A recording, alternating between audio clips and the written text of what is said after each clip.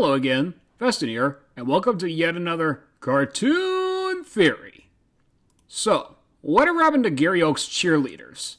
For anyone curious, whenever Gary Oak was around, he always had groupies of cheerleaders following him wherever he's going on his Pokemon journey. This is partially the reason why Ash despised Gary at first, because Ash never had cheerleaders to cheer him on for his Pokemon journey. There were plenty of reasons Ash wasn't crazy for Gary whenever he ran into him. 1, Gary's a bit of a show-off. 2, he's annoying in Ash's eyes. 3, he boasts way too much. 4, he keeps teasing Ash about the badges he's gotten that Ash doesn't have. And 5, he won against Ash with an Eevee that later evolved to an Umbreon in Johto League Champions. In the final 2 episodes of the Orange Island season, which featured Gary Oak, they weren't featured at all in those 2 episodes. It was just Gary traveling by himself with his Pokemon, notably Nidoqueen, Umbreon, and Blastoise. Because of the lack of his groupies, we only see him just by himself in things like Illusion Confusion and Power Play.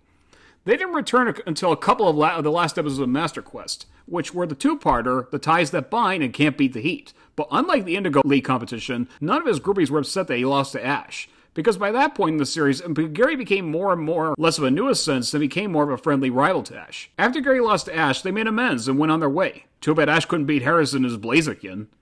You know, it shouldn't have taken Ash that long to make amends with Gary. I mean, he made friends with other rivals like Casey and Richie. After that, it was the end of Gary Oak's cheerleaders. I mean, they'd never appear with Gary Oak after that. So, whatever happened to those groupies of his? Well, my theory on why they stopped traveling with Gary beginning with the Orange Islands was because Gary by that point got enough confidence to go on his journeys by himself. I mean, think about it. Most Pokemon trainers go on journeys without their fans to follow them. Friends are optional, though. So, I'm assuming during his absence in the Orange Islands, he had a nice chat with the girls and told them that maybe he was a bit crowded going on his journey, and he kindly requested if he should go alone. And while the cheerleaders themselves were sorry that they can't travel with Gary anymore, they respect that. So, I'm assuming that when they stopped appearing in the anime, the cheer squad probably went on to cheer for another popular Pokemon trainer. Too bad Leon wasn't one of them. But it's just as well, because we never got to see an episode where any of the girls had personality or had stories of their own. They were just minor characters as opposed to Gary. So there you go. I hope this explains why Gary Oak no longer had groupies when he became a Pokemon researcher like his grandfather, Professor Oak.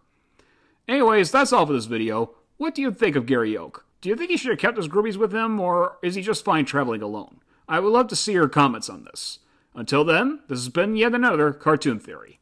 Thank you, and goodbye.